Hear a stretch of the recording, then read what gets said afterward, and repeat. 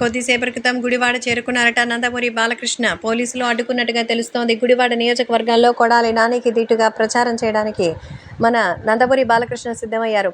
తన నియోజకవర్గంలో తనకు ఆపోజిట్ పార్టీ అయితే ఇప్పుడు ఇలా వ్యతిరేకంగా నిలబడడంపై ఎవరైనా సరే ఊరుకుంటారా? కాబట్టి ఈ నేపథ్యంలో మరి భారీగా అయితే షాక్ ఇచ్చారు. కొద్దిసేపటి క్రితం గుడివాడ చేరుకుని మరి ప్రస్తుతం బాలకృష్ణని అడ్డుకున్నారట పోలీసులు. ప్రస్తుతం ఈ విషయాలు రోడ్డుపై స్కానింగ్కి మరి ఎన్నో రకాలైన ఇబ్బందులు గురి చేశాయి. ఇప్పుడు రోడ్లు వేసి, ఇప్పుడు గుళ్ళు బళ్ళు పెట్టేసి, ఇప్పుడు డబ్బులు వేసేస్తే అయిపోతుందా?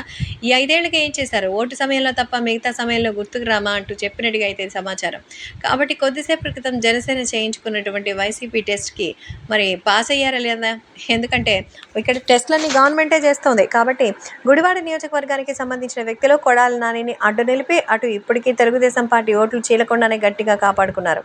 కానీ ఇప్పుడు కొద్దిసేపటి క్రితమే గుడివాడకి చేరుకున్నటువంటి ఈ విషయంలో మరి సంచలన నిర్ణయం తీసుకున్నారట.